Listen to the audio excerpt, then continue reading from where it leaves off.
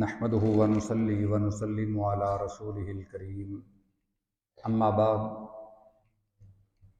قال الله تبارك وتعالى يا أيها الذين آمنوا كتب عليكم الصيام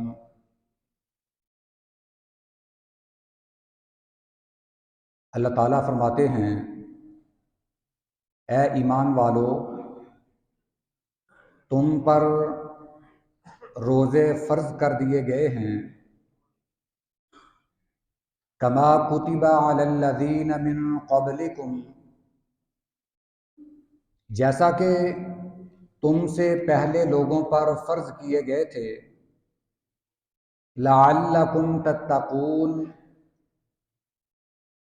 ان روزوں کا مقصد یہ ہے تاکہ تم اللہ سے ڈرنے والے بن جاؤ، متقی اور پرہیزگار بن جاؤ۔ اس ماہ غفران کی آمد ہے۔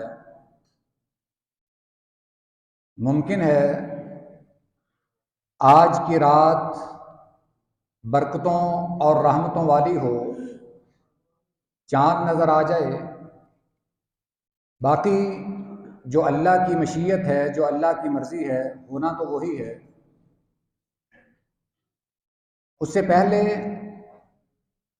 ہمارے ذہن میں یہ بات ہونی چاہیے کہ یہ مہینہ کون سا ہے، اس کی قدر کیا ہے، اور اللہ کے ہاں اس کی قدر کرنے والے کا مقام کیا ہے۔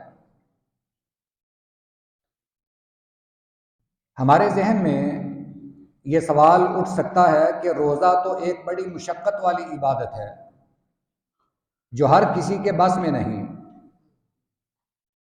مگر اللہ نے جو اپنے بندوں کے لیے دین پسند فرمایا ہے وہ ہرگز مشکل نہیں۔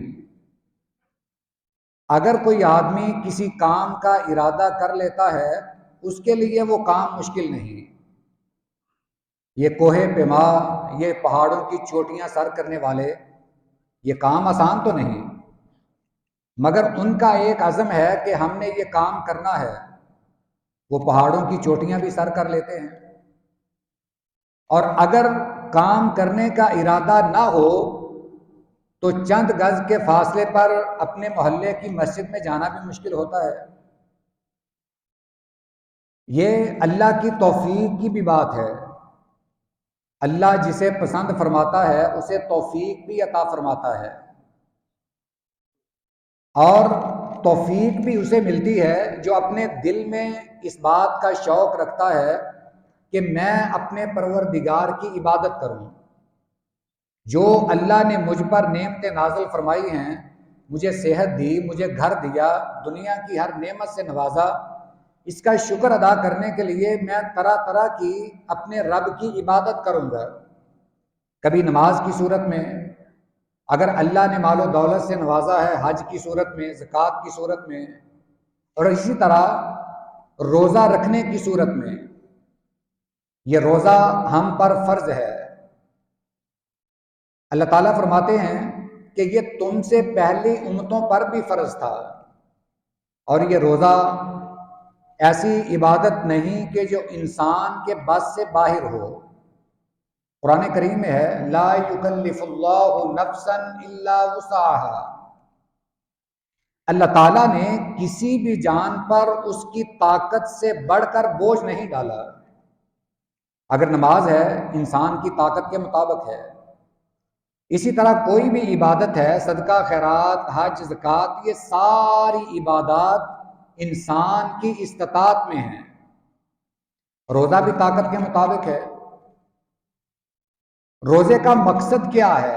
لعلکم تتقون، یہ ایک تربیت والا مہینہ ہے تاکہ تم اللہ سے ڈرنے والے بن جاؤ، تم متقی بن جاؤ۔ نبی کریم صلی اللہ علیہ وسلم نے فرمایا کہ جب یہ رمضان آتا ہے، اذا دخل رمضان فتحت ابواب الجنہ، یہ رمضان ایسی برکتوں اور رحمتوں والا مہینہ ہے کہ اس کے آتے ہی جنت کے دروازے کھول دیے جاتے ہیں۔ وَغُلِّقَتْ أَبْوَابُ جَهَنَّمَ، جہنم کے دروازے بند کر دیے جاتے ہیں۔ وَسُلْسِلَتِ الشَّيَاطِينُ، شیاطین کو جکڑ دیا جاتا ہے، تاکہ ایک مسلمان وہ پوری توجہ کے ساتھ، انہماک کے ساتھ، خشوع و خضوع کے ساتھ روزہ بھی رکھے اور دیگر عبادات بھی کر سکے۔ یہ ایک ایسا مہینہ ہے کہ آپ یوں سمجھ لیں کہ ہمارے لیے ایک بہت بڑی سیل ہے، ہم جتنا بھی اس سے فائدہ اٹھا سکیں یوں سمجھے کہ وہ کم ہے۔ اگر کوئی آدمی کہے کہ میں نے رمضان کا حق ادا کر دیا ہے تو میرا خیال ہے کہ یہ کہنا مشکل ہے۔ اس کا حق ادا کرنا تو مشکل ہے، مگر کم از کم اس کے لیے ہمیں کوشش ضرور کرنی چاہیے۔ اور ایک اور حدیث مبارکہ ہے، سیدنا ابو سعید الخدری رضی اللہ تعالیٰ عنہ بیان کرتے ہیں، صحیح ابن خزیمہ میں یہ حدیث مبارکہ موجود ہے، اس کی سند بھی صحیح ہے۔ نبی کریم صلی اللہ علیہ وسلم نے فرمایا کہ رمضان کے ہر دن اور اس کی ہر رات اللہ تعالیٰ بہت ساری گردنوں کو جہنم سے آزاد کر دیتے ہیں۔ اللہ ہمیں بھی ان میں شامل فرمائے۔ اور پھر فرمایا کہ رمضان کے ہر دن اور ہر رات ہر آدمی کی ایک دعا قبول کی جاتی ہے، اس سے بھی ہم فائدہ اٹھا سکتے ہیں۔ اسی طرح فرمایا کہ یہ روزہ جہنم سے ڈھال ہے۔ روزے کے کئی فوائد ہیں، طبی فوائد تو ہیں ہی، اخروی فوائد بھی بہت سارے ہیں۔ یہ آدمی کے لیے جہنم میں جانے سے ڈھال بن جائے گا، رکاوٹ بن جائے گا۔ اسی طرح یہ روزہ اللہ تعالیٰ کی رضا کا بھی باعث ہے۔ لِلصَّائِمِ فَرْحَتان، روزے دار کے لیے دو خوشیاں ہیں۔ ایک تو وہ خوشی جب روزہ افطار کرتا ہے کہ میں نے آج سارا دن اللہ کی کوئی نافرمانی نہیں کی، کیونکہ روزے کا مطلب یہ ہے، صوم کا مطلب ہے رک جانا، اللہ کی نافرمانیوں سے رک جانا، گناہوں سے رک جانا، غیروں لوگوں کے حق مارنے سے رک جانا۔ تو انسان یہ خوشی محسوس کرتا ہے کہ اس نے اللہ کی رضا کے لیے روزہ رکھا، اور دوسری خوشی اسے تب ملے گی جب اس روزے کا اجر دیکھے گا، اپنی نیکیوں کے انبار دیکھے گا۔ اللہ فرماتے ہیں الصوم لی وانا اجزی بہ، یہ روزہ میرے لیے ہے، اس کی جزا بھی میں ہی دوں گا۔ یہ تمام احادیث ہمارے علم میں ہیں، مگر یاد دہانی کا مقصد یہ ہے کہ یہ برکتوں اور رحمتوں والا یہ اللہ کا مہمان مہینہ یہ چند گھڑیوں بعد ہمارے پاس آنے والا ہے،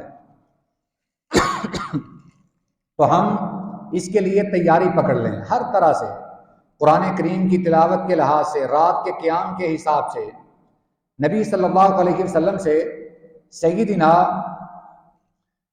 ابو عمر الجہنی رضی اللہ تعالیٰ عنہ نے پوچھا، اللہ کے رسول، اگر میں اللہ پر ایمان بھی لے آؤں، آپ پر ایمان بھی لے آؤں، نماز بھی پڑھوں، روزے بھی رکھوں، زکوٰۃ ادا کروں اور رات کا قیام بھی کروں، جو روزوں کا قیام ہے، تو میرا ساتھ کن کے ساتھ ہوگا؟ آپ نے فرمایا کہ پھر تو تمہارا شمار، تمہارا ساتھ صدیقوں اور شہیدوں کے ساتھ ہوگا۔ اللہ تعالیٰ سے دعا ہے اللہ ہمیں بھی ان پاک باز ہستیوں کا ساتھ نصیب فرمائے، اللہ اس مہینے کی ہمیں قدر کرنے کی توفیق عطا فرمائے۔ وآخر دعوانا ان الحمد للہ رب العالمین۔